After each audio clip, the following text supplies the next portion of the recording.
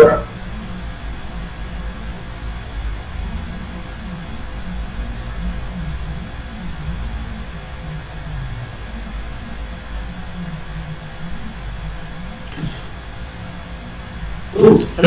Hello, Paul. Yes. I am early, but I just like to come on sooner rather than later, which was okay. Yeah, no problem. I'm doing some adjustment at this moment. Okay, I'll just turn my camera off. Yes. I'll come back at about 5:04. Yeah, that's fine. Perfect. Okay, thank you. Yeah.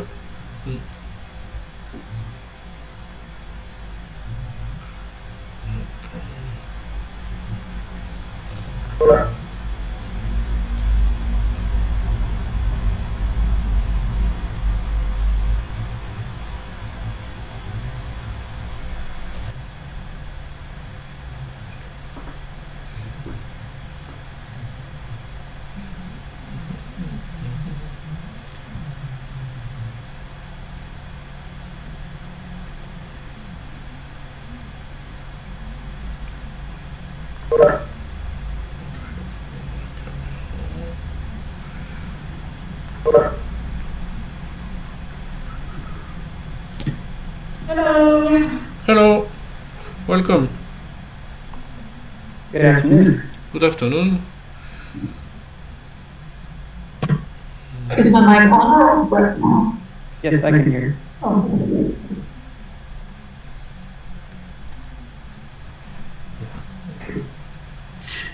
So mine is working too, right? For me, yes. Okay.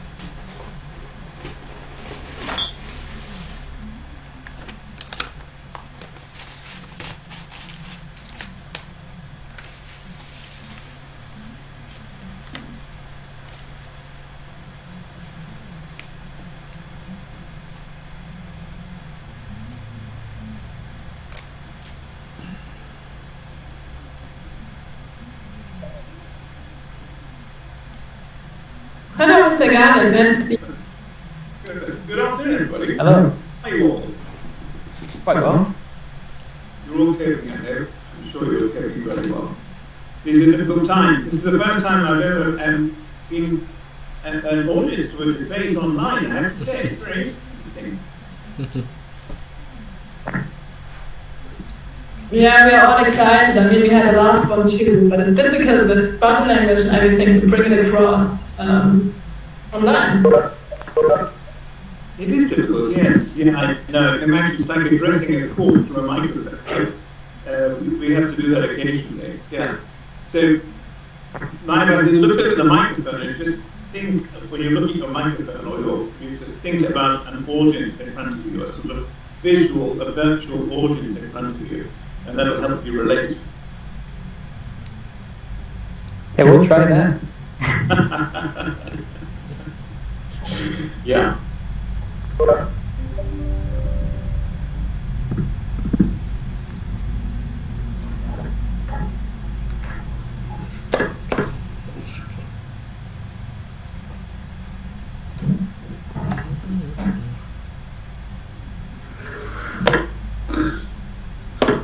So where are you all now? Are you in Hague? Or are you in different countries? Still in the Hague. Me too. It was a good choice. I prefer to be in Hague than in London. Yeah, I believe that. I mean, I'm in Germany at the moment, at home. Yes. Home comforts are very important.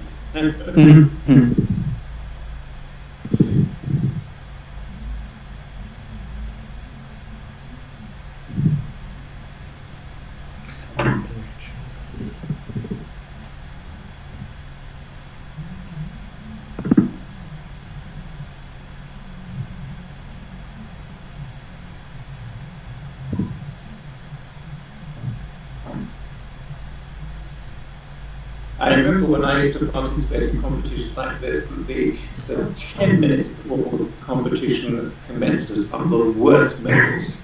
Absolutely the worst moments. So just chill out.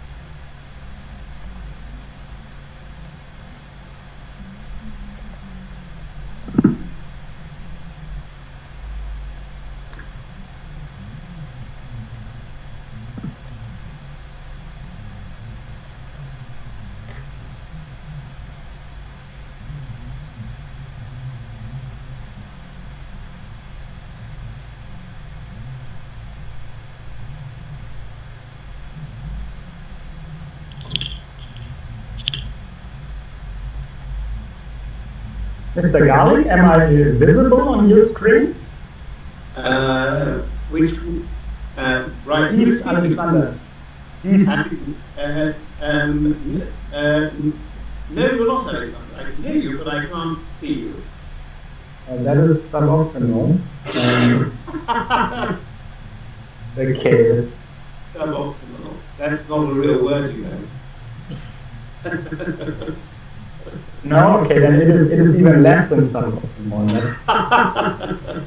Touche. Well done.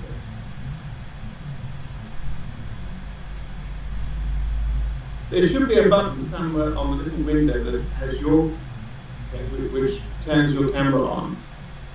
Yeah, it is running. I think the problem is more to be found in my anti.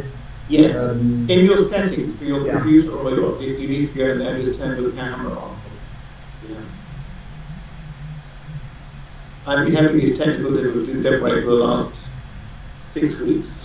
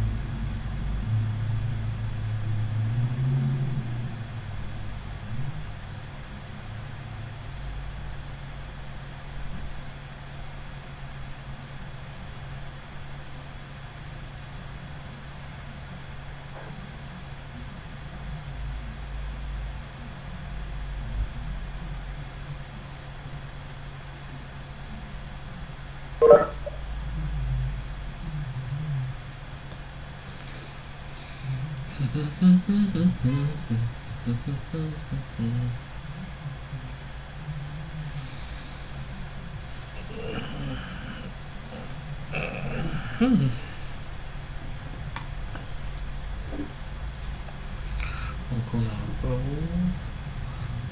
elle n'est pas encore là.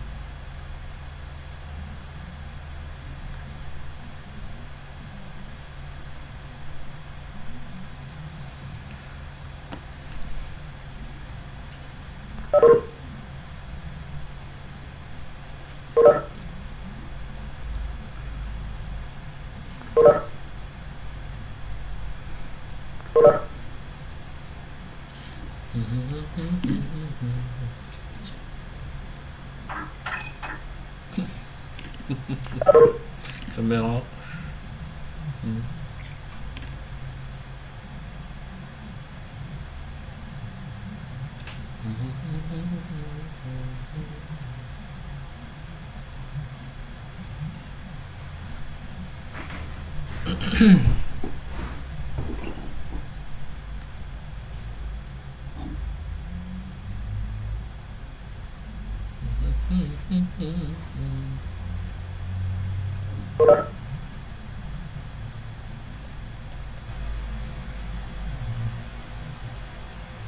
Alors,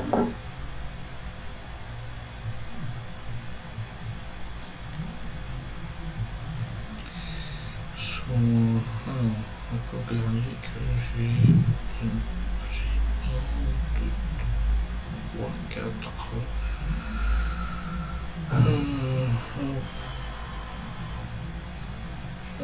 4. Round 9.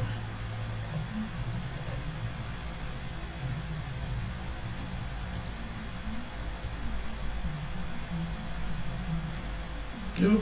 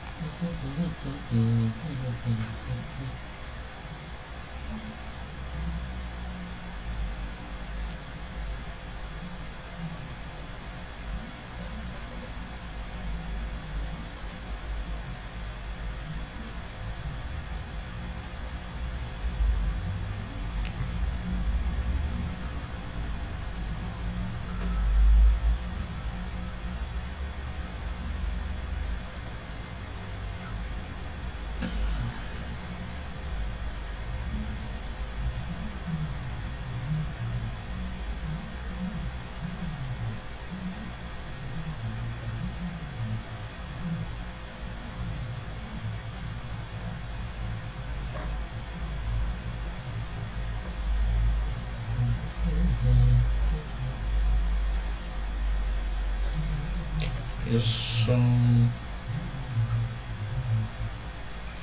je crois qu'il y a 1, 2, 3, 4.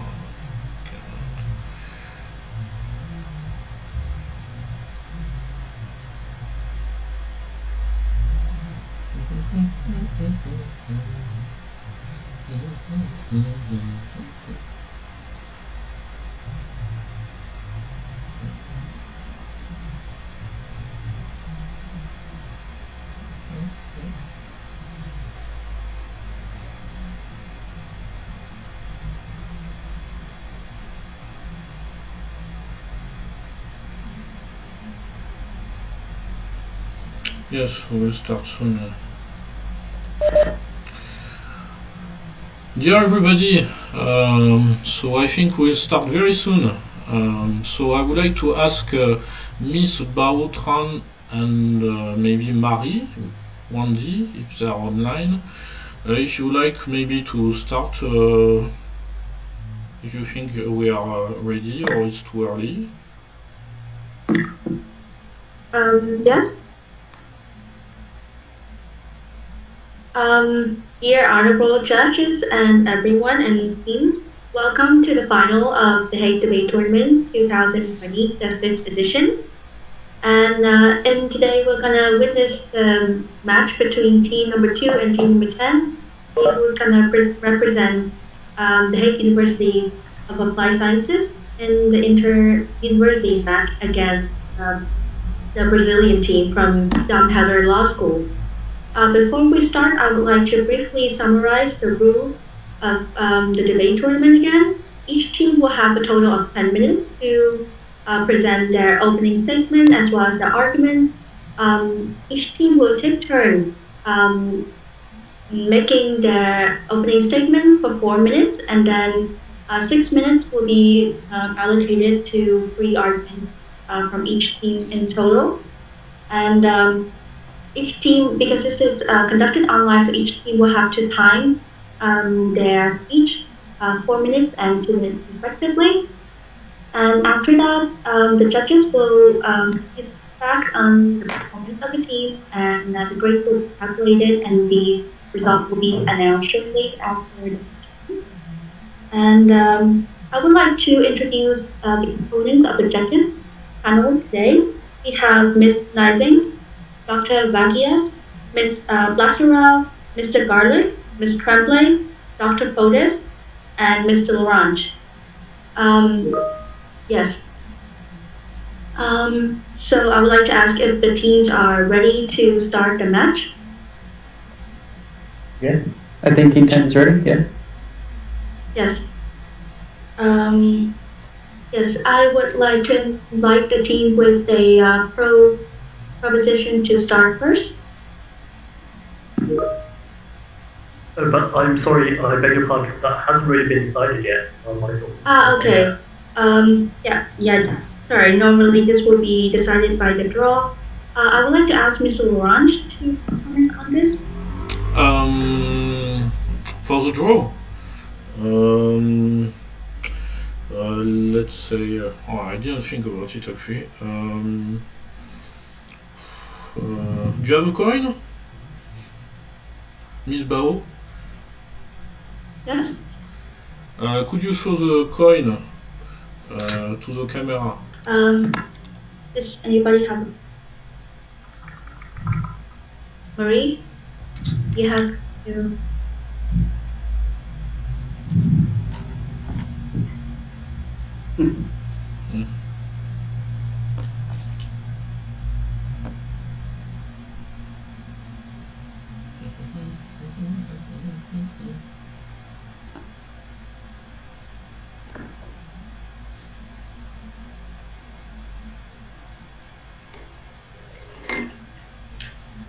Well, I've got a coin.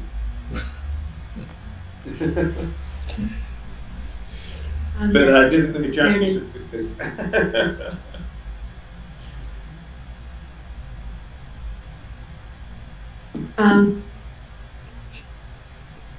Marie, we cannot hear you. I got a coin. Yes. Should we do like heads against and then tails in favor? Yes. Okay, remember that, please.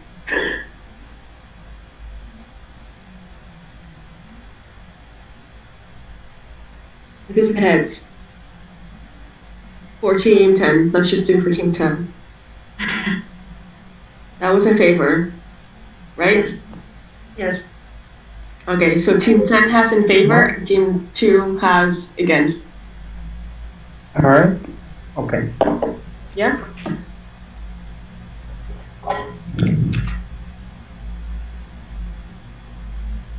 And we'll give the teams all 3 minutes to prepare their speeches and statements. So I'll let the timer go now. Yes. And then we can start with the debate.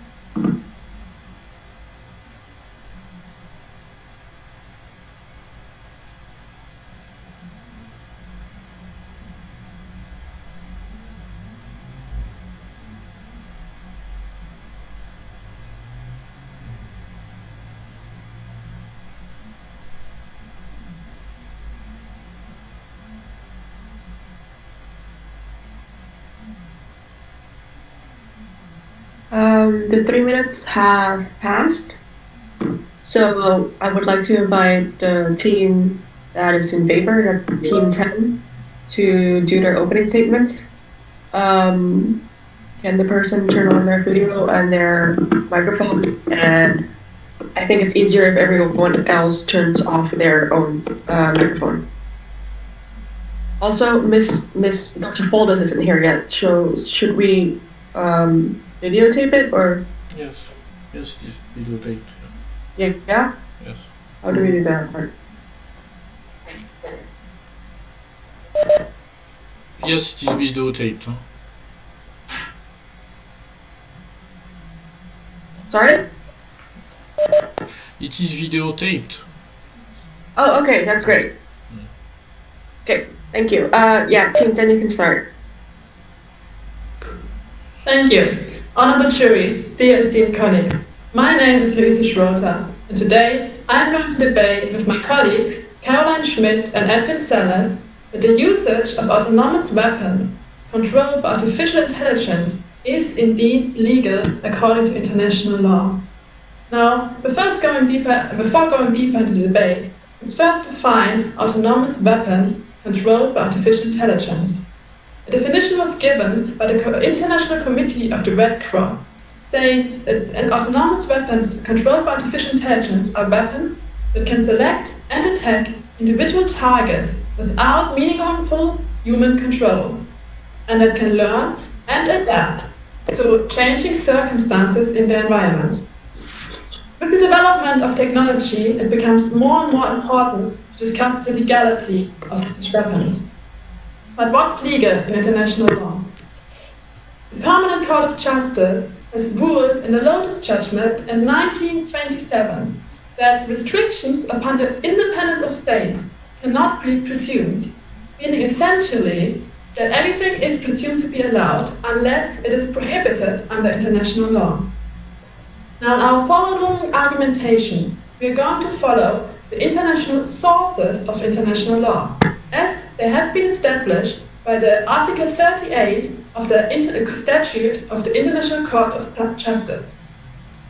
Accordingly, I will first explain that there is no treaty prohibiting the usage of autonomous weapons.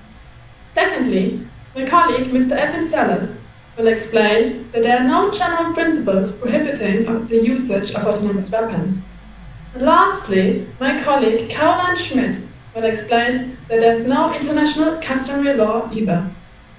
Now, let's go into the first argument, that there is no international treaty prohibiting the usage of autonomous weapons. Treaties are based on state consent.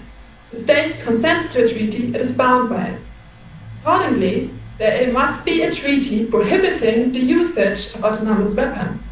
And it's very usual to have such treaties, such as the 1972 Biological Weapons Convention, the Anti-Personal Mine Ban Convention, or more recently, 2017, Convention on the Prohibition of Nuclear Weapons, which is not yet in force, but still has 80 members, and will be binding upon those 80 members once it goes into force. However, there is no such treaty for the prohibition of autonomous weapons controlled by artificial intelligence. The 1980 Convention on Certain Conventional Weapons has even been designed explicitly to make it possible that additional protocols can easily be added, including new weapons which should be prohibited. Thus, it would be very easy for the international state community to draft an additional protocol, not even a whole new treaty, for the prohibition of autonomous weapons. However, not even that has been done. Therefore, for all those reasons, there is the usage of autonomous weapons controlled by artificial intelligence by states is legal according to international law. Thank you very much.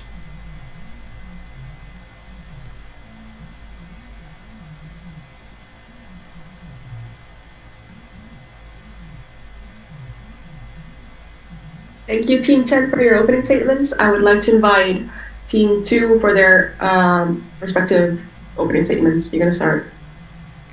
Thank you. Honorable judges, distinguished colleagues, We are here today to debate whether the use of autonomous weapons controlled by artificial intelligence by states is legal according to international law. We strongly believe that it is not legal. The International Committee of the Red Cross defines autonomous weapons as weapons that can independently select and attack targets. We believe that the use of autonomous weapons by states is not legal according to international law because of 3 reasons. Reasons number 1. The use of autonomous weapons violates the basic principle of distinction. The principle of distinction between combatants and civilians is arguably the most important principle of international humanitarian law. A leading expert on robotics, Professor Noel Sharkey, says that the problem with modern robotics is there's no way a robot can discriminate between a civilian and a soldier. They can just about tell the difference between a human and a car. Especially in contemporary combat environments, machines are just unable to distinguish between enemy combatants and civilians. In addition, because autonomous weapons cannot distinguish combatants from non-combatants, the Rome Statute in essence already prohibits their use against human targets. Allow me to lay it out. In its judgment, Prosecutor versus Ganic, the International Criminal Tribunal for the former Yugoslavia stated that indiscriminate attacks may qualify as direct attacks against civilians, which are a violation of Article 8, Paragraph 2b, Roman 1 of the Rome Statute and constitute war crime. Following this reasoning, since autonomous weapons are simply unable to distinguish between combatants and non-combatants, it would be possible for the prosecutor of the International Criminal Court to establish the use of autonomous weapons as a war crime if its use kills civilians. Reason number 2, the use of autonomous weapons violates the principles of proportionality and military necessity.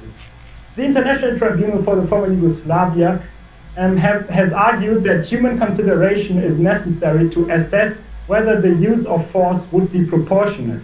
Therefore, a machine which intrinsically lacks the complex thought mechanisms of a human cannot decide what is proportionate and what is not. Article 8, Paragraph 2b, Roman 4 of the Rome Statute classifies disproportionate attacks as war crimes. Autonomous weapons can furthermore not properly assess military necessity, for example, whether a person is hors de combat or not. Reason number 3.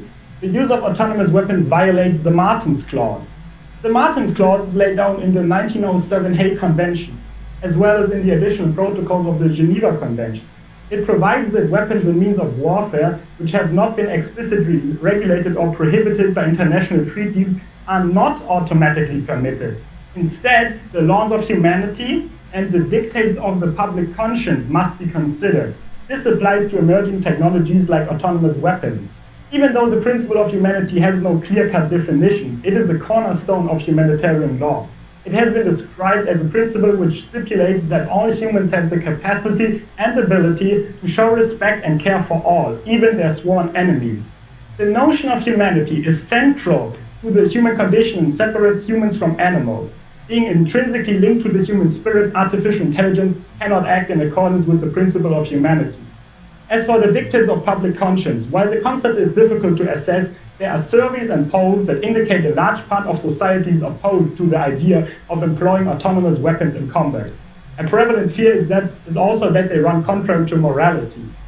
To recap, the use of autonomous weapons violates the principles of distinction, proportionality, military necessity, and the Martens Clause. Therefore, it is illegal under international law. Thank you.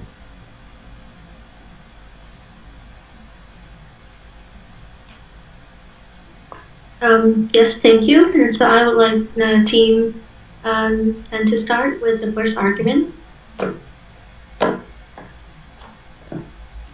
All right, I'll get started then. Thank you all. Before I introduce the second argument for our team, I would first like to counter-argue that the previous team indeed points a lot towards humanitarian law, but seems to essentially disregard situations or conflicts which do not meet minimum threshold required for a conflict to be classified as a international or non-international armed conflict. And as a result, humanitarian law does not apply there. So autonomous weapons used in, for example, internal disturbances do not count. Now, moreover, it also appears that there's a number of ways that autonomous weapons can be applied which does not harm humanitarian law. Now first, I would like to briefly state our second argument, which is that the ICJ has provided in paragraph 95 of its nuclear advisory opinion that there is not nearly enough information available on nuclear weapons to definitively say that nuclear weapons are under all circumstances in violation of humanitarian law. Following that line of reasoning, we can also argue that autonomous weapons are simply too new and that it's a category which is far too broad to be able to say that all applications of autonomous weapons are actually in breach. Now, just an example of a way to apply autonomous weapons, which is ITIL compliant, is the use of CRAM, or counter-rocket artillery and mortar systems, which can essentially extinguish projectiles which are flying through clear sky, where there's no distinction between combatant or non-combatant, and take these out, do so far faster than humans can do. Now, just like how suggesting that all firearms are illegal because they could potentially fire expanding bullets, arguing that autonomous weapons are illegal because they could be used in ways which are not in an IHL compliant way, entirely negates all kinds of legal and non-lethal applications of such autonomous weapons. And therefore, it is clear to us that autonomous weapons are indeed legal. Thank you.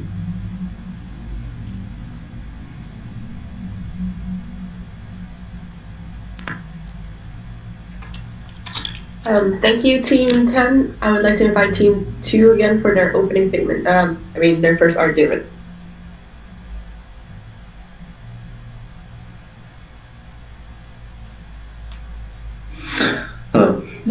Honorable Judges, distinguished colleagues. As my colleague previously mentioned, the autonomous weapon systems are in violation of the principle of distinction as provided by international humanitarian law.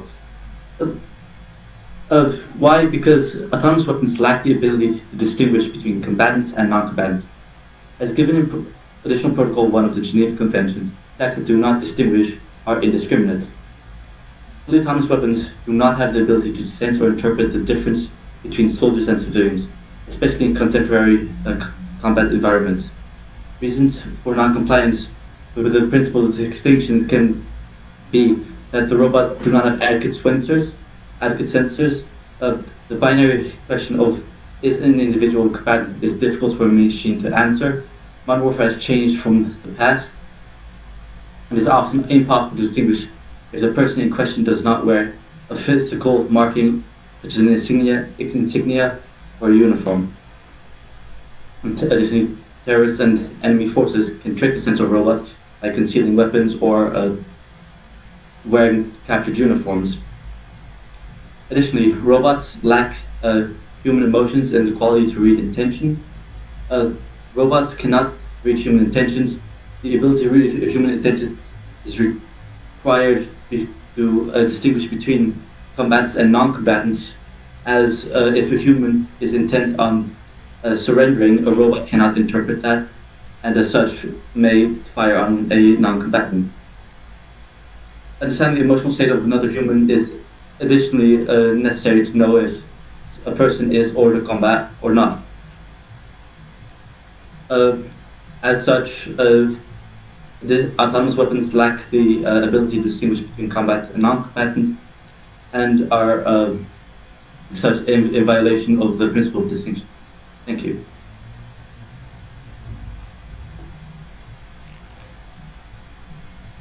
Thank you. So I would like to invite number 10 for the second argument.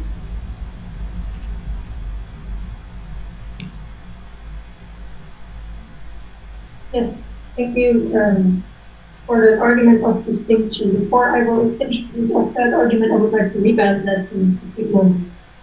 First of all, you mentioned that artificial intelligence is not able to make the distinction necessary and required under international humanitarian law.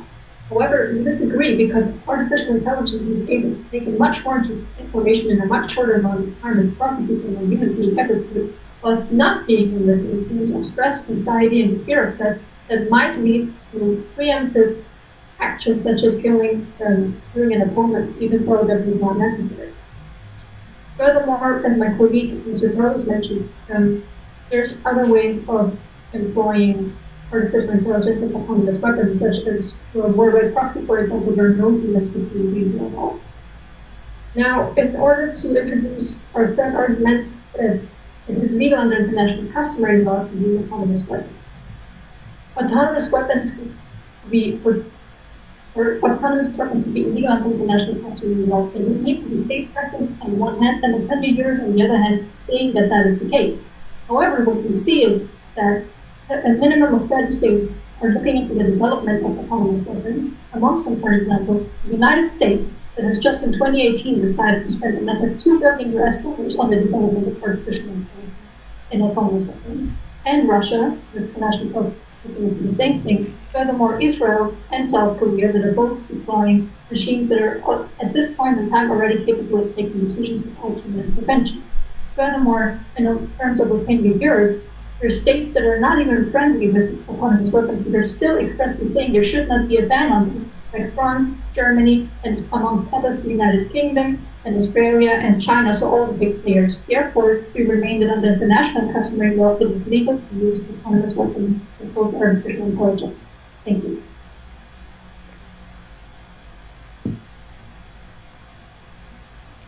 Thank you, Team 10. I would like to invite Team 2 for their second argument. Yes, before I start, am I perfectly audible? Yes. Okay, good afternoon, ladies and gentlemen. First of all, I would like to, before introducing my argument, I would like to refute the claim by my respectable opponents that international humanitarian law does not apply in the case of autonomous weapons. Respectfully, I disagree with that view. Weapons by their very essence are used in armed conflict. Moreover, proportionality and necessity, fundamental principles of IHL, are also principles that have to be abided by outside of international humanitarian law context. My opponent also mentioned how artificial intelligence could be developed to respect humanitarian law principles with the help of artificial intelligence learning, for example. However, this question must be answered using current law applicable in the current situation.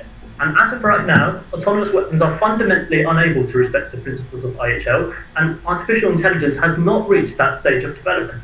What can be done in the future, and the possibility of autonomous weapons respecting humanitarian law principles later on, is mere speculation at this point and falls outside the scope of this debate.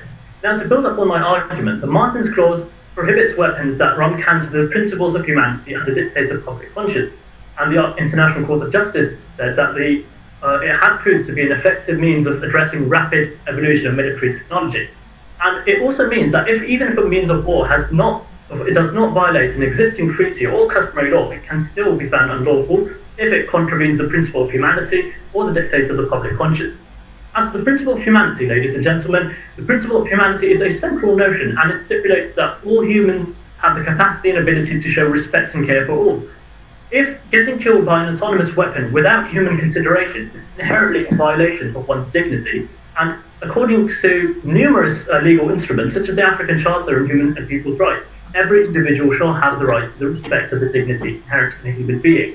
Now, ladies and gentlemen, I ask you this question: how can a machine lacking humanity and compassion, or merely imitating those characteristics, be expected to make decisions in accordance with humanitarian law?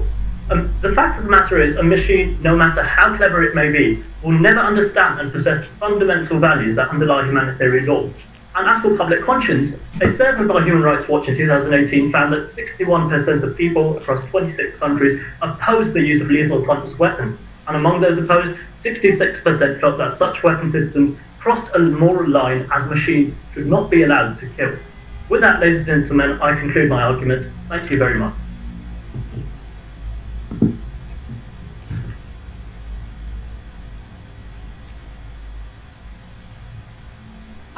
Thank you, Team 2. I would like to invite Team 10 for their last argument. Okay. Well, before we conclude our side of the debate, I would first like to reiterate that the other team seems to focus continuously on using autonomous weapons to specifically shoot humans, but autonomous weapons is such an enormously broad category. It can be used for far more than just simply shooting humans. It can also be used to target objects. It can be used to, for example, like we said earlier, to only counter specific projectiles that are flying through the air, where there has to be no distinction between whether something is a combatant or a non-combatant. A rocket is always part of combat. In addition to that, the ICJ nuclear advisory opinion has, with such reasoning, also provided that nuclear weapons are not per se illegal, precisely because they can be used perhaps in ways which do not always breach IHL. And because there's the same for autonomous weapons, a complete ban on all autonomous weapons is completely out of line. So to conclude, we want to reiterate that autonomous weapons controlled by AI cannot be deemed illegal under the current regime of international law.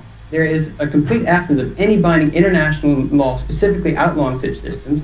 There's no implicit ban on them through use in bello, as in autonomous weapons are too new and too broad of a category to ban in its entirety, and customary international law also provides that there's neither safe practice nor opinion juris, as statements and acts from such actors is not nearly strongly worded enough against AI, and sometimes even contrary to a ban of autonomous weapons. Now, for all these reasons, it is clear to us that there is no legal basis to conclude that autonomous weapons are illegal, and therefore autonomous weapons controlled by AI are illegal under international law.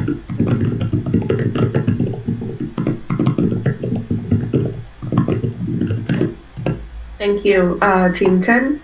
I would like to invite Team 2 for their last arguments as well. Thank you very much. Since the advisory opinion of the ICJ in regards to the question of the legality of the threat or use of force with nuclear weapons has been raised over and over, I want to address it. And the ICJ said, and I quote, "Nuclear weapons would in all circumstances be unable to draw any distinction between the civilian population and combatants or between civilian objects and military objectives. And they kill and destroy in a necessarily indiscriminate manner, and the use of nuclear weapons would therefore be prohibited in any circumstance, notwithstanding the absence of any explicit conventional prohibition." The way I read it, this decision or this binding, advisory opinion strengthens our argument.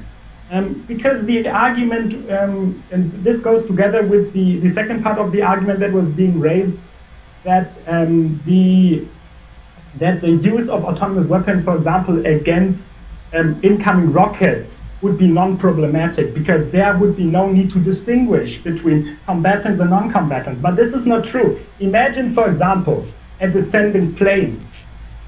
When we're talking about the shooting down missiles in the air, we are probably talking about war zones, such as Israel.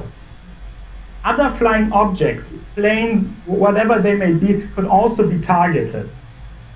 And I want also to reiterate that the Martens Clause is in fact customary law, as opposed to what was raised by the other side. Right now, with the current state of technology, the use of autonomous weapons intrinsically violates main principles of humanitarian law, as well as the Martens Clause. Right now, and for the foreseeable future, the use of autonomous weapons by states is illegal under international law. What is in the future is mere speculation and not part of this debate. Thank you very much.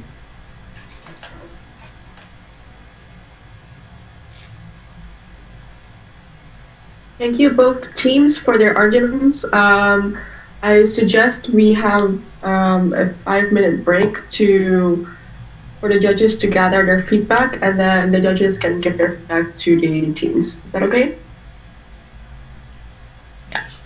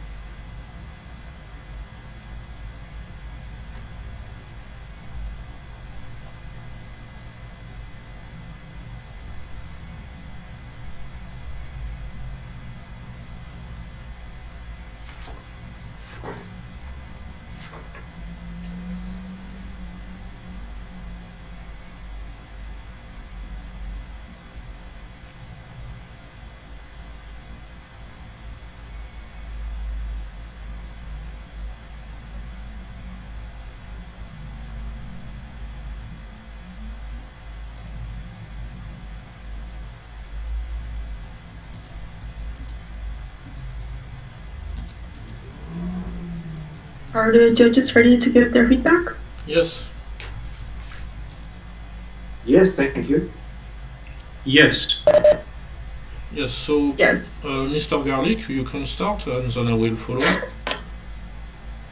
Why do I have to start?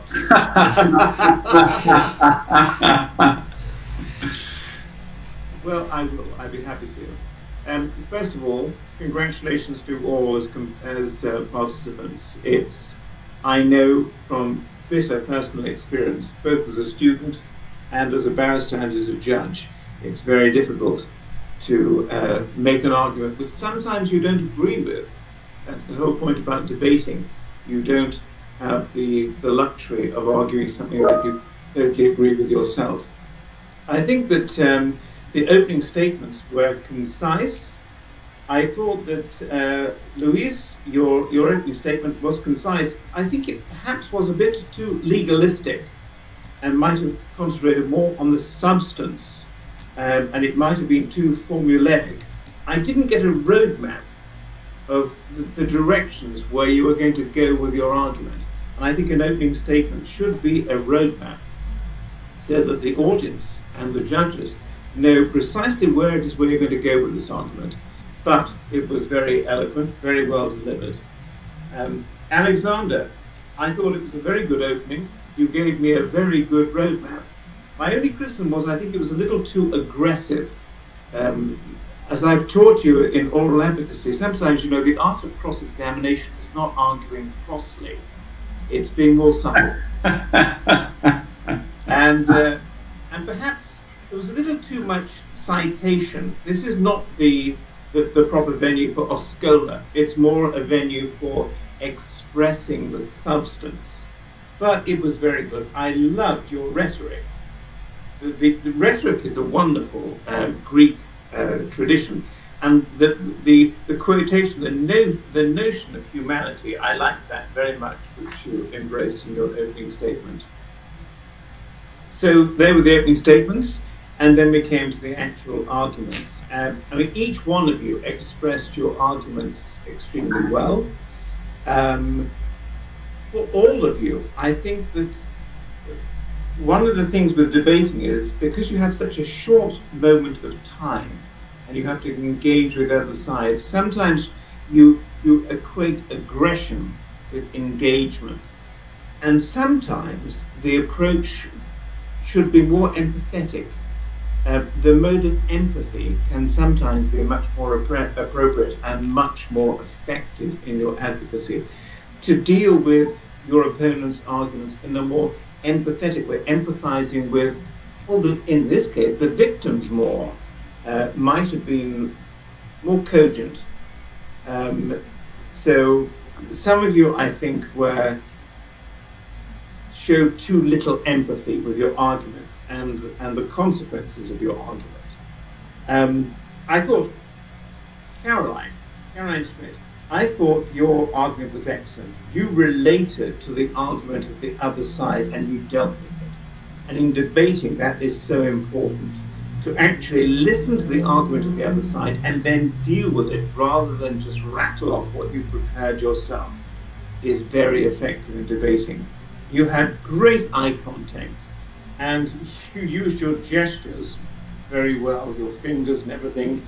And I thought you also used very good international comparisons, which is excellent. So I got your presentation very clearly and to great effect. Anas, I think when you're debating and you've got a very limited amount of time, repeating the argument of your other opponent can be effective, but it does waste too much time.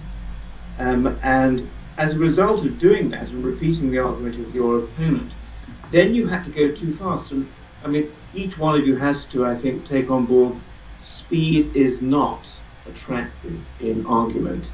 You were all way too fast. And the reason you were too fast is you didn't concentrate sufficiently on what you wanted to say and wasted time reiterating or repeating the arguments of the other side. By all means, deal with the arguments of the other side, but don't just reiterate them, because if you do that, you're going to be short of time, and then you're just going to be going too fast, and that loses the effect of your advocacy, your actual own debating skills. But as you had great rhetoric, and I love that expression that you used during the course of your closing. What can be done in the future does not matter. I like that. That was very effective indeed.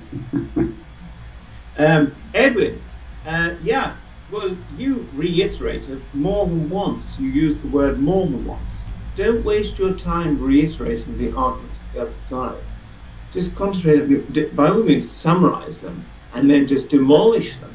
But, you know, every time, it's like when you're cross-examining. If you're cross-examining a witness and you allow the witness to repeat what they've said in evidence in chief, you're just underlining it and wasting time. And you need time because you haven't got much. And you need to concentrate on your issues rather than reiterating the issues on the other side. But a very good performance, I have to say. Alexander, I don't like in debating or in argument, which you use like the way I read it. The way you read it doesn't amount to a row of beans. It's the way that your audience or your judges want to read it. So I think you were slightly too subjective when you use that expression. And it loses, as soon as you say something like the way I read it, people are going to back off and say, well, this guy's too subjective. It's how I read it. You're trying to persuade me. But your examples, the incoming rockets, the plane, the war zones, I really like that. That was very effective indeed. And also the final remark, I love, future speculation is not part of this debate. That was just a formidable way to end your submission to an argument. Very well done. Yeah, thank you very much. So now it will be my turn to give feedback concerning this presentation. I have to say that I found a kind of escalation during the debate because it started in a smooth way with Ms. Schroter, for example, who announced the plan, the context. So there was this structural approach that I found concerning the Team 10 when you started. And immediately Mr. Wiest then was extremely, I would say, energetic and made a clear opening, gave examples, as well gave some definitions. So I think that indeed it was, I would say, quite energetic start. And of course, when I'm judged now for the final, I'm thinking about the next match as well, meaning that how it will be against the Brazilian team. Because I've seen, of course, the Brazilian teams performing several times, and I try to see what will make the best effect, of course, either to be more energetic than them or to be more structural than them. Of course, they are both at the same time, so obviously there will be necessary to have a mix, meaning for the ones who win this tournament and goes to have the match with the Brazilians, to have this kind of structural approach, to be extremely, I would say, organized from the start, but at the same time to be able to immediately push the first argumentation quickly. Then Mr. Sellers, with the first argument, you immediately reacted to what Mr. Wiest said about humanitarian law. As well, you added some good examples. So I have to say that it was coming back to indeed the structure, but at the same time you had to react because obviously Mr. Wiest reacted to Ms. Schroter immediately. So I think it was a good, I would say, adaptation to the pace of this debate. Then came Mr. Ploeger. Mr. Ploeger used the rhetoric, and a bit later as well it has been used again by Mr. Qazi. Rhetorical questions, for example, about how robots would react to identify combatants and non-combatants. So I think it is good as well to not stick only to the case, to the conventions, etc., just to play with simply the logic of using actually these autonomous machines. Now, Ms. Schmidt, what I like as well indeed is that you have very good eye contact. You were immediately mentioning some example of states, some opinion jurists as well. So it was immediately a reaction, of course, to what Mr. Ploeger was saying. So Yes, it was like an escalation because it was constantly reacting, which is of course the purpose of a debate. But don't forget that of course you have to keep giving your own argumentation and chipping in, and not just I would say react. So Mr. Qazi, you are maybe the most energetic one. So it means it was the peak of the debate when you arrived, because you used rhetoric, you used some statistics, examples. You have a talent for oral speech, that's for sure. But indeed, if you go too fast, your argumentation might not be always, I would say, effective. So it was a moment when indeed it should not be more energetic than it used to be than the previous presentations. I mean, so just because if you want to show that you are confident in your argumentation, you have to calm down sometimes, because the audience will expect, of course, that you add on the top of it your energy. But if you calm down, you show that you are much more confident in your arguments, and you just set actually the pace again. Then Mr. Celes, very good reaction, of course, to close as well. I think that indeed you summarize the reasons of your position at the end, which is a good way to conclude, because as Ms. Schroter announced the plan in the introduction, I think it was good indeed to have this structure.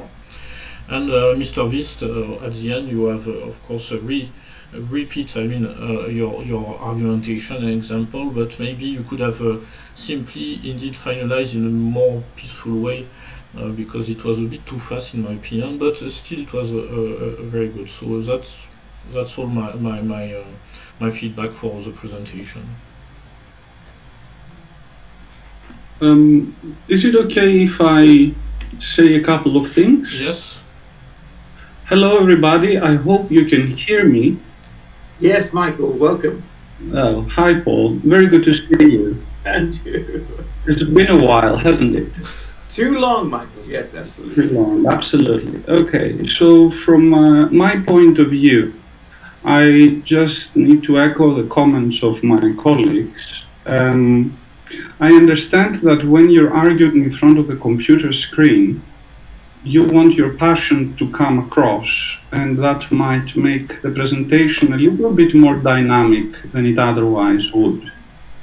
I would nonetheless like to say to everyone that there is considerable merit in keeping your cool, because when you end up yelling in the face of a judge, the judge understands that as a sign of weakness of your argument, which you're trying to cover with your strength of your voice, of the tone of your voice. This is about style. When it comes to the law, I have to say that this was a little bit of a dialogue de sourds for me. The arguments were flying the one over the other, and none of the participants in my mind touched upon some of the crucial legal issues and the crucial points of debate in the use of artificial intelligence in autonomous weapons. And that relates to the concept of attribution and responsibility. And I understand that you all had specific scenario in mind, and the reasoning of the ICJ in the nuclear weapons advisory opinion, something referred to, I assume jokingly, as the nuclear advisory opinion, it's, I understand, a very positivist way of going about it. But sometimes in a debate with students, we may also be open to new ideas. So, for example, to my mind, I would be very interested in hearing something about the accountability gap. So if a government is using these automated weapons systems and they fail to perform according to the conscience of humanity, who would be responsible? The state using them or the manufacturer from which the state bought it? And if the state itself cannot intervene in the software, then what exactly is the state doing? And if one state is selling that to another state, then is there complicity on the part of the selling state? So I think that you will find that in the relevant discussion, these are also important points to consider. And with this, I would like to invite whoever makes it to the final, because I believe, in my humble opinion, that whichever of the two teams makes it to the final will make us very proud on the basis of their performance here today, that it is important not to forget to use also a little bit your imagination. If you choose to rehearse only arguments that are very, very well versed in the literature and the scholarship, etc., that's fine. But then you can assume that the same arguments have also been read by your opponents, and they are ready to answer them. Whereas if you use a little bit your imagination, if you try to think a little bit outside of the box, I think you can trust yourselves enough to come up with interesting new arguments and then take the upper hand in the debate. I'd like to congratulate you all, because debating in front of a screen is not easy. It really isn't. And I want to encourage you to also convey this experience to your classmates, so that you can also inspire them to take part in the competition next year, and hopefully in more normal circumstances. So once again, from me, congratulations to all of you, and I really wish to whoever makes it in the final a lot of luck. Thank you very much. We got as well the feedback from Miss Ploeger in writing, because her microphone cannot work. So she says, first of all, thank you, this debate was enjoyable to watch. I can only agree with my colleagues' comments. My general comment would be that you all gave clear and appropriate arguments. You also all used appropriate body language which engaged your audience. The whole of your debate was given in an energetic way. The way you were engaged and involved in the debate was communicative to your audience. The whole of your debate, which was a very good point. More specifically, however, the way you were involved was heterogeneous, in the sense that some speakers were more convincing than some others.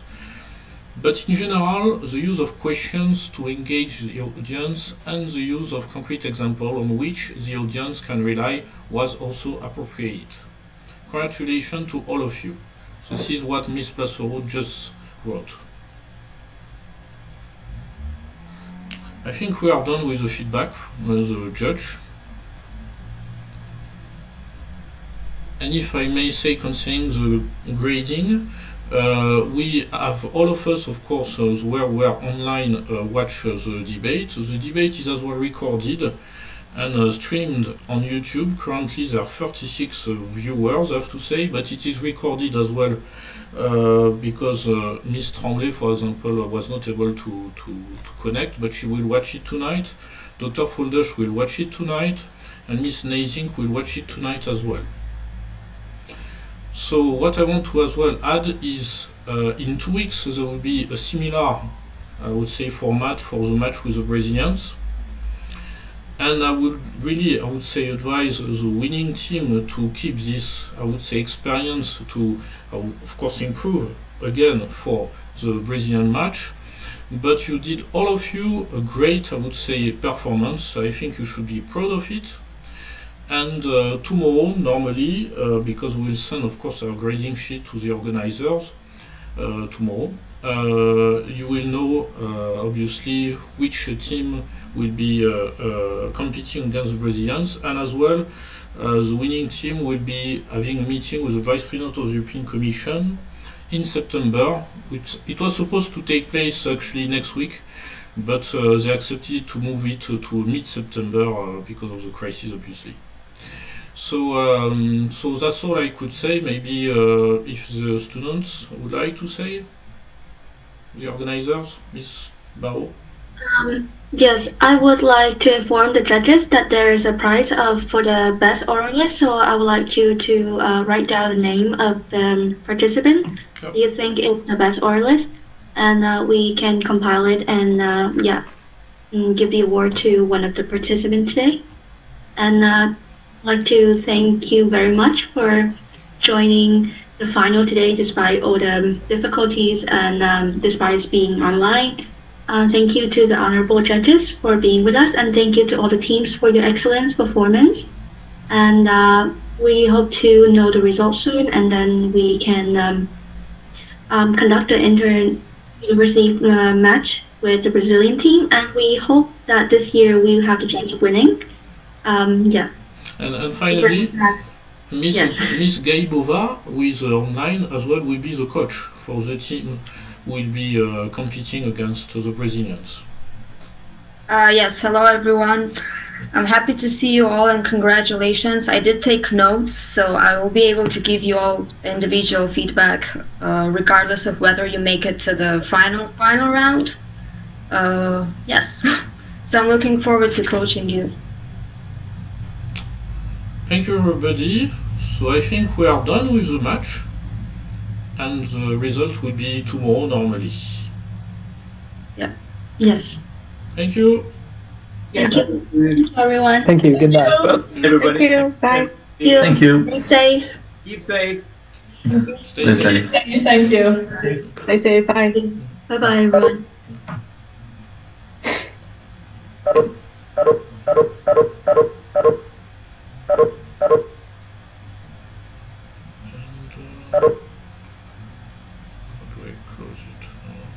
So, Aurelian. Yes. Nice to Hello, Paul. Hi. I'm still here. Yes. Hi, Leila.